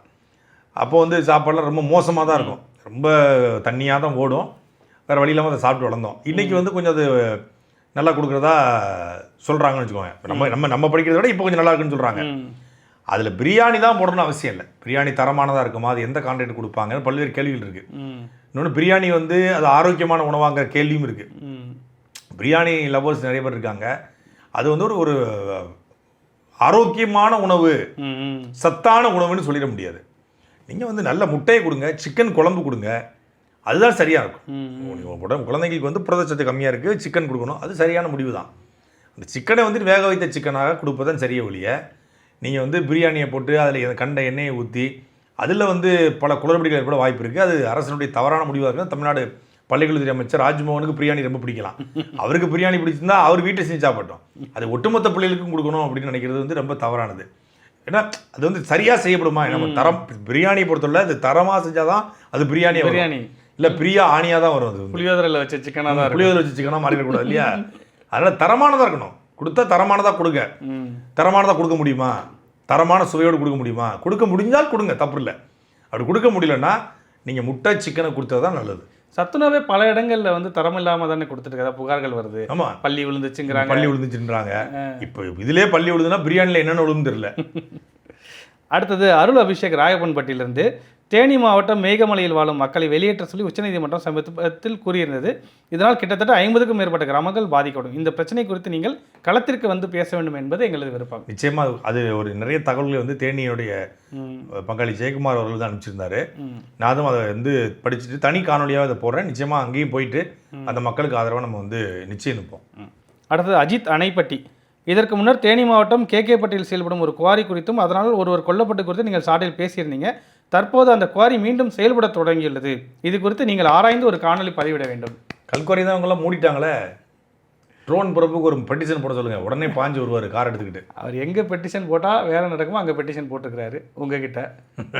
இல்லை, நிச்சயமாக அதை நம்ம பேசுவோம். அடுத்ததாக கலைச்செல்வி மதுரையிலேருந்து, இவ்வளவு தோல்விகள், கவலைகள், அலைச்சல்கள் இருந்தபோது எப்படி இவ்வளவு நேர்மறை எண்ணங்களோடு, ஆற்றலோட, உத்வேகத்தோடு உங்களால் இருக்க முடிகிறது? இந்த ஆற்றலை உங்களுக்கு தருவது எது? ஒரு கீழே ஒரு புகைப்படம் இருக்குது, அதை பார்த்தாலே இந்த ஆற்றல் வந்துடும். யூடியூப்பில் காட்ட முடியாது, ஆனால் யூடியூப்பில் அதை காட்ட முடியாது, வந்து கட் பண்ணிடுவாங்க. அப்புறம் வந்து ஆற்றல், உற்சாகம் அப்படின்னா எப்போதுமே வந்து புறச்சூழலில் வந்து பூகமே நடந்தாலும் அகச்சூழலை அழகாக வைத்துக்கொள்பவனே வெல்ல முடியும் என்பது தான் தத்துவம். இது வந்து ஈசா சத்குரு ஜக்கிவாசி சொன்னது. அவர் சொன்னதிலே உருப்படியான தத்துவம் இது ஒன்று தான் நான் நினைக்கிறேன். அவர்கிட்ட நான் எடுத்துக்கிட்டது. எல்லாத்தையும் நல்லது இருக்கும் கெட்டது இருக்கும், அவர்கிட்ட நான் எடுத்துக்கிட்டது. நீங்கள் வந்து ஒரு இக்கட்டான சூழ்நிலையில் தான் தப்பித்து போவதற்கு பெரிய வாய்ப்புகள் இருந்தோம், அதற்கு ஒரு 500 மெய்க்காப்பாளர்கள் இருந்தோம், தன்னுடைய மகன், தன் மகள், தன் மனைவி இவங்களை அழைச்சிட்டு போகிறதுக்கு பெரிய பாதுகாப்பு இருந்தோம், எங்கே போய் இருந்தாலும் அந்த நிலத்தில் கொண்டாடக்கூடிய பெரும் கூட்டம் இருந்தோம், மிக கோடீஸ்வரன ஒரு செல்வந்தரான வாழ்க்கையை வாழ்வதற்கான வாய்ப்பு இருந்தோம், கொஞ்சம் சமரசம் செய்திருந்தால் அந்த நாட்டினுடைய முதலமைச்சராக ஆவதற்கு வாய்ப்பு இருந்தோம், இன்னும் கொஞ்சம் சமரசம் செய்திருந்தால் அங்கேயே பல அடுக்குமாடி வீடுகளை கட்டி வாழ்வதற்கான BMW, பென்ஸு, இல்லை வந்து லக்ஸுரியான ரோல்ஸ் ராய்ஸ் போன்ற கார்களில் போவதற்கான வாய்ப்புகள் இருந்தோம். அதை எல்லாத்தையும் தவிர்த்து விட்டு நான் மட்டும் தப்பிச்சு போய் என்ன பண்ண போகிறேன் அப்படி இருந்த வாழ்ந்த ஒரு தலைவரை பற்றி படிக்கும்போது, அவரை பற்றி நினைக்கும்போது இந்த ஆற்றல் கூட வரலன்னா அப்புறம் என்ன இருக்குது, இந்த உற்சாகம் கூட வரலன்னு என்ன இருக்குது? அவருடைய போராட்டத்துக்கு முன்னாடி, அவருக்காக போராடிய, அந்த நிலத்துக்காக போராடிய அந்த மாவீரருடைய தியாகத்துக்கு முன்னாடி நாம் செய்து கொண்டிருப்பது 0.00000000000 ஒரு விழுக்காடு தான். ஒரு விழுக்காடு அடைவதற்கு இன்னும் பல ஆண்டு உழைக்கணும். அதுக்கப்புறம் தான் நம்ம வந்து அதுக்கு பக்கத்திலே வர முடியும். அவ்வளோ பெரிய தியாகிகளை ஒரு இனம் அப்படிங்கிற ஒன்றுக்காக, ஒரு நாடு அப்படின்னு ஒன்றுக்காக, ஒரு மொழின்னு ஒன்றுக்காக ஒருத்தன் உயிரே கொடுத்துருக்குறான். என் மொழி அழியக்கூடாதுன்னு ஒருத்தர் செத்துட்டாங்க. நம்ம உயிரோடு இருக்கோமே, நல்ல சட்டை போட்டிருக்கோம், நல்ல வாட்ச் கட்டியிருக்கோம், நல்ல காரில் போகிறோம், நல்ல செல்ஃபோன் வச்சுருக்கோம், 3 வேளையும் நல்லா சாப்பிட்றோம், உடற்பயிற்சி பண்ணுறோம், எல்லாம் பண்ணுறோம், உயிரோடு இருக்கமே. ஒருத்தர் செத்துருக்கானே, செத்தவனோடு ஒப்பிடும்போது அது அதாவது குடும்பத்துக்காக சாகலை, கடன் வாங்கிட்டேன்னு சாகலை, நடிகனுக்காக சாகலை, நடிகனை பார்க்க போய் சாகலை, இந்த நாடு நல்லா இருக்கணும், என் இனம் நல்லா இருக்கணும், என் மொழி நல்லா இருக்கணும், ஒருத்தன் உயிரோடு செத்துருக்கானா அவனோடு ஒப்பிடும்போது நம்ம நல்லா வாழ்கிறோம். அப்போ நம்ம ஏன் பேசக்கூடாது, நம்ம ஏன் ஆக்டிவாக இருக்கக்கூடாது? அடுத்ததா விக்னேஷ் சங்கரன் கோயிலிருந்து, தற்போது உள்ள அரசு அவர்களை பற்றி அரசியல் ரீதியாக விமர்சனம் வைத்தாலே கைது செய்யும் நடவடிக்கை ஈடுபடுகிறார்கள். ஆனால் அவர்கள் கட்சியில் உள்ளவர்கள் ஏராளமானோர் பாலியல் சீண்டல், பாலியல் வன்கொடுமை போன்ற குற்றச்செயலில் ஈடுபட்டும் அவர்கள் மீது நடவடிக்கை எடுப்பதில்லையே, ஏன் அண்ணா? அதான் அண்ணன் சீமானவர்கள் சொல்லுவாங்க, இந்த அதிகார வர்க்கத்திற்கு வந்து எப்பொழுதுமே காதுகள் கிடையாது, அதுக்கு வந்து நீளமான கால்கள் இருக்கும், அகண்ட வாய்கள் இருக்கும். அகண்ட வாய்களை வைத்து தங்களுடைய குரலை நியாயப்படுத்தும், மக்கள் எதிர்த்து கேள்வி கேட்டால் அதை நீளமான கால்களை வைத்து அந்த மக்களை நசுக்கும் அப்படின்னு சொல்லுவார். அதுபோல் இந்த அரசும் அந்த அரச பயங்கரவாதத்தினுடைய ஒரு முகமாகத்தான் இருக்குது. இது வந்து மாற்றுனாங்க. திமுக ஆட்சியில் திமுககாரங்க தப்பு செய்தால் நடவடிக்கை எடுக்க மறுத்தாங்க, மற்றவர்கள் மீது நடவடிக்கை எடுத்தாங்க அப்படிங்கிற குற்றச்சாட்டை நாமே வச்சோம். இப்போ தாவேக்காவில் ராணிப்பேட்டை மாவட்ட செயலாளர் மீது 4 பிரிவுகளில் வழக்கு பதிவு செய்யப்பட்டிருந்தோம், இப்போ வரைக்கும் கைது செய்யலை.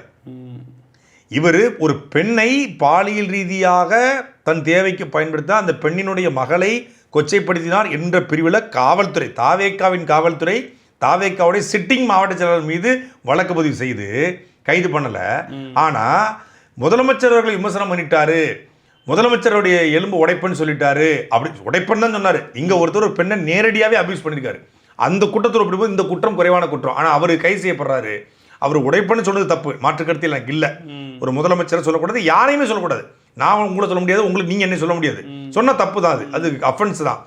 ஆனால் அவர் கைது செய்யப்படுறாரு. அது கைது செய்யப்பட்டது சரின்னா இவர் ஏன் கைது செய்யப்படலை? அப்போ நீங்கள் வந்து உங்கள் ஆட்கள்லாம் நீங்கள் வந்து பார்ப்பீங்க, வேம்புலின்னு ஒருத்தன் ஆலந்தூரில் கைது செய்யப்படுறான், ஒரு பெண்ணை வந்து பாலியல் தேவைக்கு பயன்படுத்த சொல்லி கைது செய்யப்படுறான். அடுத்த 4 நாளில் வெளியே வந்து சகஜமாக கட்சியுடைய எம்எல்ஏ அமைச்சர் கூட சுற்றிக்கிட்டு இருக்கான். புகார் அளிக்கப்பட்டு கட்சியிலிருந்து நீக்கப்பட்ட பல பேர் இன்னும் கட்சியில் ஆக்டிவாக வேலை பார்த்துட்டு இருக்கான். தாவேக்கால பெயரளவில் நீக்குவது, ஆனால் வேலையை செய்வது. அப்போ தாவேக்கா வந்து ஒரு இதுவரைக்கும் இருந்த கட்சிகளோட மோசமாக நடந்து கொள்ளுதோ அப்படிங்கிற ஒரு கேள்வி எழுந்திருக்கு. அடுத்ததா பாலகிருஷ்ணன் ஆலங்குடி பக்கத்தில் அணவையிலிருந்து, நாம் தமிழர் கட்சியின் அடுத்த இலக்கு எதை நோக்கி இருக்கும்? விஜய்க்கு நாட்டை ஆளும் தலைமை பண்பு இல்லை என்று நன்றாக தெரிகிறது. அடுத்த இடைத்தேர்தல் நிச்சயம் தாவேக்கா மிகப்பெரிய பின்னடைவை சந்திக்கும் வாய்ப்பு இருக்கிறதா? இடைத்தேர்தலில் வந்து அது பின்னடைவை சந்திக்குமா சந்திக்காதான்னு ஆளும் சொல்றதுக்கு நான் ஒன்றும் ரத்தன் பண்ணிட்டு ரிட்டுவல் கிடையாது. ஆனால் சந்திக்கணுமா வேணாமாங்கிறத நான் கேட்க முடியும். அது சந்திக்காது, சந்திக்கணுங்கிறது என் விருப்பம். 234 தொகுதியும் தாவேக்கா தோற்கணும்னு விருப்பம், என் விருப்பம் நிறைவேறல. இடைத்தேர்தலை நிறைவேற்றுவாரான்னு பார்ப்போம். இப்போ ரத்தன் பண்டிட்டை பற்றி சொன்னீங்க, ரத்தன் பண்டிட்டுக்கும் முதலமைச்சருக்கு எது பிரச்சனை ஆயிடுச்சா? ஏன் 2031 தனுஷுக்கு முதலமைச்சராக வாய்ப்பு இருக்குங்கிற மாதிரி பேசிட்டு இருக்கிறாரு. 2031 சிஎம் சாரும் தனுஷ் சார் தான் இருப்பாங்களாம். திமுக அதிமுக நாம் தமிழர் எல்லாமே இல்லாமல் போயிடுவாங்களாம். விஜய் சாரும் தனுஷ் சார் தான் இருப்பாங்க. 2 சினிமாக்காரண்டி நாட்டை கொடுத்துட்டு எல்லாரும் ஆளுக்கு வாயில குச்சைஸ் வாங்கி சப்பிக்கிட்டு இருக்கீங்கன்னு சொல்லி சொல்கிறாப்புல. இப்போ தனுஷ் சார் நான் ஆர்டர் பண்ணிட்டேன் குச்சைஸ், நீங்களும் ஆர்டர் பண்ணிடுங்க. அடுத்ததா பேர் குறிப்பிடாமல் ஒரு கேள்வி. அன்பு சகோதரருக்கு வணக்கம். ஆவடி சட்டமன்ற உறுப்பினர் டாக்டர் ரமேஷ் என்ன ஆனார்? வெற்றி பெற்ற பிறகு அவரை காணவில்லை, அவரை பற்றி ஏதாவது காணொலி போடுங்கள். ஆவடி சட்டமன்ற உறுப்பினர் டாக்டர் ரமேஷ் என்ன ஆனார்? எந்த கட்சியில்? டிவிக்கலையா? ஆவடி எம்எல்ஏ அவர் தாங்க அறநிலைத்துறை அமைச்சராக இருக்கார் ரமேஷ். இல்ல ஆவடி சட்டமன்ற உறுப்பினர் டாக்டர் ரமேஷா. டாக்டர் ரமேஷா?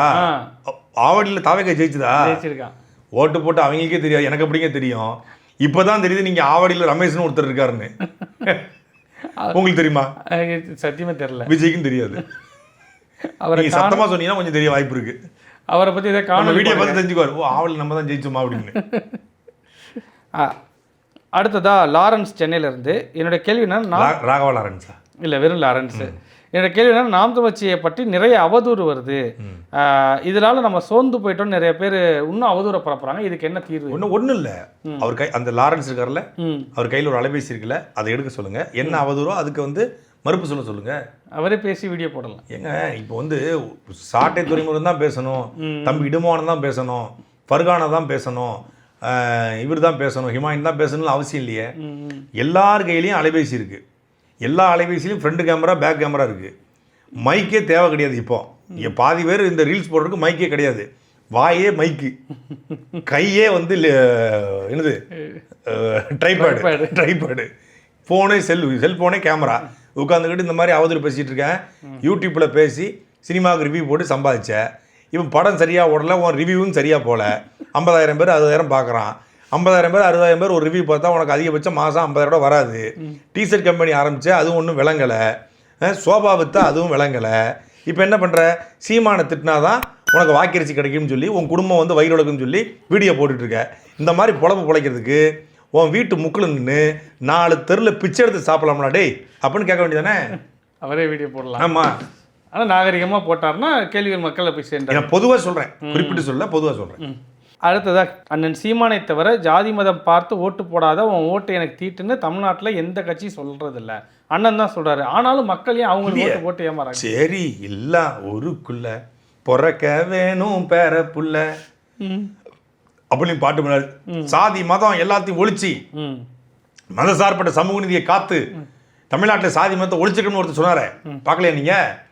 சாதி மதத்தை பார்க்க மாட்டாரு, சாதி மதம் கேட்க மாட்டாரு அப்படின்னு சொல்லுவார். ஆனால் சாதி பார்த்து சரியாக திருச்சி கிழக்கில் போட்டி விடுவாப்புல, மதம் பார்த்து சரியாக பெரம்பூரில் போட்டி விடுவாப்புல. கேட்டால் சாதி மதமே நாங்கள் ஒழிச்சிட்டோம் பாரு. காஞ்சிபுரத்தில் கூடிய தம்பி ரமேஷை கொண்டு போய் திருவரங்கத்தில் போட்டி போடுவார். திருவரங்கத்தில் ஏன் போட்டி போடணும்? திருவரங்கத்தில் பார்ப்பனர்கள் அதிகமாக இருக்காங்க, அதனால அங்கே போட்டி போடணும். வெங்கட்ராமனை கொண்டு போய் கரெக்டாக மயிலாப்பூர், திருப்பூரில் பிறந்த வெங்கட்ராமன் வாழ்றது ஈஸியாரு, இப்போ போட்டி போடுறது மயிலாப்பூர். நாங்குநேரி தொகுதியை சேர்ந்த ஆர்எஸ் முருகன் இருக்கிறது பாளையங்கோட்டை, போட்டி போடுறது திருநெல்வேலி. இப்படி சாதி பார்த்து வேட்பாளர் நிப்பாட்டுவார். கேட்டால் சாதி மதமே பார்க்கலம்பாரு. சொல்லியிருந்தார்ல அவரும். அதான் இந்த மக்களுக்கு முகத்தில் பூச்சி பூசுறவன் தான் தேவை, இயற்கையாக இருக்கிறவன் தேவையில்லைன்னு முடிவு பண்ணிட்டாங்க. அதை மாற்றுறதுக்கு கொஞ்சம் காலம் எடுக்கும். அடுத்ததாக குரு சரவணன் திருநெல்வேலி, வரவிருக்கும் இடைத்தேர்தல் நீங்கள் போட்டியிட போகிறீர்களா? நிச்சயமா. கண்டிப்பாக. ஆமாம், நாம் தமிழ்ச்சி போட்டி போடுதில்ல. ஆமாம், நான் உங்களை கேட்குறாங்க. என்ன கேட்குறாங்க? நீங்கள் போட்டிடுறீங்களா அப்படின்னு சொல்லி கேட்குறாரு. நான் ஒரு தொகுதியை தேர்ந்தெடுக்கேன், ஆனால் அந்த தொகுதியில் இடைத்தேர்தல் வரல. அது வந்தால் நான் போட்டி போடுவேன். அப்படியா? வரும்னு எதிர்பார்த்துட்டு இருக்கேன்.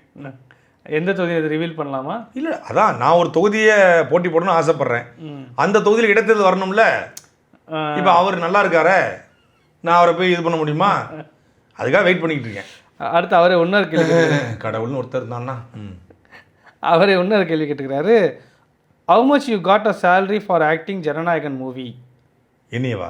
நீங்கள் அதில் வந்து கடைசி சீனில் வந்தீங்களா, அதுக்கு எவ்வளோ சம்பளம் வாங்கினீங்கன்னு கேட்குறாரு. 130 கோடி ரூபா. அவர் அந்த மேஷப் பார்த்துட்டு கேட்குறாரு. அந்த சீனை பார்த்துட்டு கேட்குறாரு. இந்த சீனை பார்த்துட்டு இந்த கடைசி ஒரு மேஷப் போட்டு அவங்க வந்து செல்ஃப் இது அடைஞ்சிக்கிட்டாங்க இல்லையா, ஜனநாயகன் படம் ஓடுற தேட்டர்லலாம் உங்களுடைய ஃபோட்டோ வந்தது. அதாவது என்னென்னா, படம் ஒன்றுமே சரியில்லை, எந்திரிச்சு போகும்போது வெறுப்புல கடுப்பில் எந்திரிச்சு போவோம், அவங்களை ஏதாவது கொஞ்சம் பண்ணணுமே அப்படிங்கிறக்காக உங்கள் ஃபோட்டோ போட்டு அவர் பேசுனதெல்லாம் போட்டு. இல்லை, எவன் படம் ஓடினாலும் அங்கே நம்ம தான் ஹீரோங்கிற மாதிரி. நீ எந்த தேட்டராக இருந்தாலும் அங்கே நம்ம படம் தான் ஓடும், இந்த தேட்டரில் உன் படம் ஓடாதுங்கிற மாதிரி நம்ம படத்தை போட்டு தான் வந்து அவங்க படத்தை ஓட வேண்டியிருக்கு. இல்லை கடைசி படம் வரையா? கடைசி படத்தில் கடைசியாக வந்தது யாரு? அடுத்ததா பிரேம்னு ஒருத்தர் கேட்டுக்கிறாரு. சாட்டையின் வளர்ச்சி மிகுந்த மகிழ்ச்சி அளிக்கிறது. சாட்டில் புதிய நிகழ்ச்சிகளை நான் அதே ஹைட்டு தான், வளரவே இல்லையே. சேனலில் சொல்கிறேன். சேனல்லையா? சாட்டில் புதிய நிகழ்ச்சிகளை சப்ஸ்கிரைப் பண்ணாமல் 40 விழுக்காடு பேர் பார்த்துட்டு இருக்கேன். எங்கே வளர்ந்துருக்குன்றீங்க? 45 விழுக்காடு சப்ஸ்கிரைப் பண்ணாமல், சப்ஸ்கிரைபே பண்ணாமல் 45 விழுக்காடு பார்க்குறது. வராங்க, வீடியோ பார்க்குறாங்க, லைக் போடுறாங்க, கமெண்ட் போடுறாங்க, போயிடுறது. புதிய நிகழ்ச்சிகளை மேற்கொள்ளும் திட்டம் இருக்கிறதா? ஆவணப்படங்கள் எடுத்தல், புக் ரிவ்யூ போன்ற முயற்சிகள் செய்து பார்க்கலாமே. வேற ஒன்றும் கிடையாது. ஏற்கனவே ஒரு குறும்படம் எடுத்தோம், எத்தனை பேர் பார்த்தாங்க? அதை எந்த நல்ல ஒரு நோக்கத்துக்கு தானே எடுத்தது. இல்லை, எடுப்போம் கண்டிப்பாக. அதுக்கான சூழல் வரும்போது நிச்சயமாக எடுக்கணும்னு ஆசை. அடுத்தது மணிகண்டன் உத்தம சோழபுரத்துலேருந்து, அண்ணன் சீமான் மீது வைக்கப்படும் அவதூறு திரள் நிதி சீமான் என்று. அந்த திரள் நிதினா என்ன, அதை பற்றி கொஞ்சம் விளக்கமாக சொல்லுங்கள். பல முறை விளக்கியாச்சு. ஒன்றும் இல்லை, இப்போ நீங்கள் வந்து ஒரு தொண்டு நிறுவனம் இருக்குது, அந்த தொண்டு நிறுவனம் பல இந்த மாதிரி ஆர்வலர்கள்ட்ட நன்கொடையாளர்கள்ட்ட பணம் வாங்கி கொண்டு தொண்டு நிறுவனத்தை நடத்துது. ஊரில் ஒரு கோவில் திருவிழா நடத்துகிறோம். இந்த கோவில் திருவிழாவுக்கு ஊரில் கூடிய எல்லா மக்களும் வரி வாங்குகிறோம். எங்கள் ஊரில் வந்து இப்போ வர்ற செவ்வாய்க்கிழமை எங்கள் ஊர் தாந்தோண்டி அம்மன் வீராணத்தில் கோயில் கொடை. வீராணத்தில் ஒரு 2000 குடும்பம் இருக்குன்னா 2000 குடும்பத்துக்கு ஒரு குடும்பத்துக்கு 1000 ரூபா வரி போடுவாங்க. வரி போட்டு ஒரு 4 லட்ச ரூபா 5 லட்ச ரூபா வசூல் பண்ணுவாங்க. இந்த வசூலில் மேலக்காரங்க, ஆடல் பாடல், கோயிலுடைய பல்வேறு நிகழ்ச்சிகள் இதுக்கெல்லாம் வந்து பணம் செலவு பண்ணுவாங்க. மீதியாக வந்து கோயிலுடைய கணக்கில் வங்கியில் போட்டு வைப்பாங்க. இந்த வரி பிரிப்பது போல், ஊரில் வரி பிரிப்பது போல், தொண்டு நிறுவனங்கள் தங்களுக்கான நிதி பிரிப்பது போல் ஒரு அரசியல் கட்சி, மக்களுக்காக உழைக்கிற ஒரு கட்சி, மக்கள் போடுறதை கலந்து கொள்கிற கட்சி, மக்களிடமிருந்து நிதியை பெற்று போராட்டங்களில் செலவு பண்ணுது. ஒரு மைக் செட் கட்டுவதற்கு, ஒரு பேனர் அமைப்பதற்கு, ஒரு கூட்டத்துக்கான இடத்தை தேர்ந்தெடுப்பதற்கு இந்த செலவு பண்ணுறாங்க. கட்சி வந்து ஒரு ஐடி விங் செயல்படுது, ஒரு சிஸ்டம் வாங்க, இல்லை வந்து கட்சியில் வேலை பார்க்கக்கூடிய ஊழியர்களுக்கு சம்பளம் போட, இதுக்கான அடிப்படை செலவுகளுக்கு நிதி வாங்குறாங்க. தமிழ் படுத்தி அதை திரள் நிதி, திரள்னா நிதினா என்னங்க? வசூல் பண்ணுற பணம் நிதி இல்லையா, ஃபண்டு. நிறைய மக்கள்கிட்ட அது வசூல் பண்ணுவா திரள், க்ரௌடு ஃபண்டு.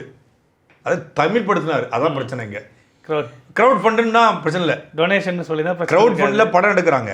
கோவி சுதாகர் கூட ஒரு படம் எடுத்தாங்க, அப்புறம் எடுத்து போயிடுச்சு விட்டாங்க. நிறைய க்ரௌட் ஃபண்டில் இன்றைக்கி மூவிஸ் வருது. சிஎம் ஃபண்ட் இருக்குது, பிஎம் ஃபண்ட் இருக்குது, கொரோனா ஃபண்ட் இருக்குது, இப்படி பல்வேறு ஃபண்ட் இருக்குது. அதுபோல் இது ஒரு ஃபண்டு, அவ்வளோதான். க்ரௌட் ஃபண்டு, க்ரௌட் ஃபண்டுடைய தமிழ் அர்த்தம் தான் திரள் நிதி. திரள் நிதினா ஏதோ கெட்ட வார்த்தை போல ஆக்கியிருக்கானுங்க. கவிப்பேரசு வைரமுத்து அவர்கள் வந்து தன்னுடைய 3ஆம் உலகப் போர் எழுதுவார். தன்னுடைய பணத்தை பொது மக்களுக்கு செலவு செய்கிறவன் முட்டாள், பொதுமக்கள் பணத்தை தன் தேவைக்கு எடுத்துக்கொள்வன் அயோக்கியன். பொதுமக்கள் பணத்தை பெற்று அதை அந்த மக்களுக்கே திருப்பி ஏதோ ஒரு வடிவத்தில் செலவு செய்ய உண்மையான அரசியல்வாதி அப்படின்னு சொல்லுவாங்க. இதுதான் அரசியல். நீங்கள் மக்கள்கிட்ட பெற்று தான் மக்கள் கொடுக்கணும். ஒரு தனி மனிதன் தன் படத்தை கொடுக்க செல்வந்தரோ கோடீஸ்வரனோ ஜமீன்தாரே இல்லையே, எத்தனை தனி மனிதன் கொடுக்க முடியும்? மக்கள்கிட்ட பெற்று தான் கொடுக்க முடியும். அப்படி தான் காலகாலமாக இருந்திருக்கு. காந்தியும் அப்படி தான் பண்ணார், சுபாஷும் அதை தான் பண்ணார். உலகத்தில் கூடிய எல்லா புரட்சியாளர்களும் மக்களிடமிருந்து பெற்று தான் மக்களுக்கு கொடுத்துருக்காங்க. வஉசி என்ன பண்ணார்? அவரை கொண்டாடுறோம். வஉசி கப்பலை கட்டுவதற்கு தனி மனிதனாக அவர் பணத்தை மட்டும் போடல. அவர் பணம், பக்கீம் முகமது ராவுத்தர் பணம், வள்ளல் பாண்டித்துரை தேவரோட பணம், அதுபோல் தமிழ்நாடு தமிழ் முதலாளிகளுடைய பணம், பூவிக்கிற ஆயா தொடங்கி பெரிய புடவை கடை முதலாளி வரைக்கும் பணம் கொடுத்தாங்க. அறிஞர் அண்ணாதுரை அதை தான் பண்ணார், கலைஞர் கருணாநிதி அதை தான் பண்ணார், இன்னைக்கு ஸ்டாலின் அதை தான் பண்ணார். விஜய் என்ன பண்ண, தாவேக்கா என்ன பண்ணுச்சு? பெரும்பெரும் முதலாளிகள்கிட்ட பணம் வாங்கினாங்க. ஆதவர்ச்சனா சொல்கிறாரு, ஏங்க என் மாமனார் கொடுத்த பாசெல்லாம் போயிடுச்சுங்க, அதை வச்சுலாம் நான் பண்ணல, அப்புறம் எப்படி அரசியல் பண்ணுறீங்கன்னு பத்திரிகையாளர் கேட்குறாங்க. மக்கள்கிட்ட பட்டு தான் நாங்கள் பண்ணிக்கிட்டு இருக்கோன்றாரு. தாவேக்கா கட்சிக்காரெல்லாம் சேர்ந்து அந்த கட்சியோட செலவுகளுக்கு பார்த்துக்கிறான். ஒரு மாவட்ட செயலர் வந்து கூட்டம் போடுறான்னா ஒன்றிய செயலர் 10 பேர் சேர்ந்து காசு கொடுக்குறான். அதை தான் நாம் தான் முயற்சி பண்ணுது. வெளிப்படை சீமானுக்கு வீடு வாங்க கார் வாங்க திரளுதின்னு சொல்கிறதான் அப்பட்டமான அயோக்கியத்தனம். நான் வெளிப்படையாக சொல்கிறேன், இது வரைக்கும் கட்சியினுடைய வங்கி கணக்கில் வந்த ₹1 காசை கூட சீமான் தன் தேவைக்கு எடுத்துக்கொண்டதே கிடையாது. அவர் ஆண்டுக்கு ஒரு முறையாவது ஒரு படத்தில் நடிக்கிறாரு. எல்லைக்கு படத்தில் நடித்தார், இப்போ ஒரு 3 படத்தை நடிக்க போகிறாரு. அந்த படத்தில் அவருடைய செலவுகளுக்கு பணம் கொடுக்கப்படுது. அண்ணன் சீமானுடைய மனைவி கைவழியர்கள் பேர் நிறுவனங்கள் இருக்குது. அவங்க எக்ஸ்போர்ட் நிறுவனம் வச்சுருக்காங்க. மதுரையில் லாட்ஜ் இருக்குது, அவங்களுக்கு தனிப்பட்ட முறையில் இருக்குது. அவங்க குடும்பத்தை செல்வந்தர் குடும்பம். அண்ணன் சீமானுக்கு ஊரில் நிலம் இருக்குது, விவசாயம் செய்கிறாங்க. அந்த சாப்பாட்டுக்கு அதுக்கான உணவுகள் வந்துடுது. அதை வைத்து தான் அவர் வாழ்கிறாரு. அவரும் அன்பு மிகுதியில் கூடிய தம்பிகள் அண்ணன்கள் வந்து அவருக்கு அவருடைய தேவைக்கு தனிப்பட்ட முறை கொடுப்பாங்க. அது வேற, அது கட்சி நிதியில் வராது. கட்சியினுடைய வங்கி கணக்கில் இருக்கக்கூடிய நிதி கட்சிக்காக மட்டும்தான் சத்தியமாக செலவு செய்யப்பட்டிருக்கு. இது வந்து ஆதாரப்பூர்வமான செய்தி. இது வந்து முழுக்க ஒரு அவதூறாக இது பரப்பப்படுதே ஒழிய இது எல்லா கட்சிகளும் நடைமுறைப்படுத்தப்பட்டிருக்கு. நாம் தமிழ்ச்சி அதை எளிமையாக வாங்குது. எந்த லாட்ரி முதலாளிகிட்ட போய் காசு வாங்கலை, எந்த பெரும் முதலாளிகள்ட்டையும் போய் நாம் தமிழ்ச்சி காசு வைக்கலை, கார்பரேட் முதலாளிகிட்ட வாங்கலை. கார்பரேட்கிட்ட கோடி ரூபான ரூபாய் தாவேக்காக்கு வந்திருக்கு, கோடியாக வந்திருக்கு தாவேக்காக்கு. அதெல்லாம் இங்கே யாரும் பேச மாட்டான். பல லட்சக்கணக்கான கோடிகள் பிஜேபிக்கு வருது, அதை யாரும் பேச மாட்டாங்க. ஆனால் நாம் தமிழ்ச்சி எளிய மக்கள்கிட்ட ₹100 200 வாங்குறத கிண்டல் அடிப்பது கிளி செய்வது. இதை தான் கம்யூனிஸ்ட்கள் வந்து உண்டியல் குலுக்கின்னு சொல்லி கம்யூனிஸ்ட்கள் வந்து கேவலப்படுத்தினாங்க. உண்டியல் குலுக்க ஒன்றும் தப்பு கிடையாது. அவங்க உண்டியல் குலுக்கி தெருவுக்கு போனாங்க. நாம் தமிழ் கட்சி வந்து இணைய வாயிலாக கட்சி கணக்கு கேட்குறாங்க. இது மக்களுக்கான செலவுக்கு தானே, மக்கள் அரசியல் பண்ணுறாங்க, மக்களுக்காக பண்ணுறதுல ஒன்றும் தப்பு இல்லையே. யாரையும் வலுக்கட்டாயமாக போய் கேட்கல. ஆமாம், அவங்க அன்பு மிகுதியில் கொடுக்குறாங்க, கட்சிக்காரங்க கொடுக்குறாங்க. இது வந்து பொதுமக்கள் பணமும் கிடையாது, கட்சிக்காரங்க நாம் தமிழ் கட்சியின் உறுப்பினர்கள் கொடுக்குறாங்க. அதில் எவனுக்கு வலிக்குது, யாருக்கு வலிக்குது? யார் வீட்டுக்குலையும் போய் உண்டியில் போய் காசு எடுத்துட்டு நாம் தமிழ் கட்சி வரல, யார் செயினையும் போய் அறுத்துட்டு வரல நாம் தமிழ் கட்சி. நாம் தமிழ் கட்சியுடைய உறுப்பினர்கள் நாம் தமிழ் கட்சி கொடுக்குறாங்க. அதில் எவனுக்குடா வலிக்குது?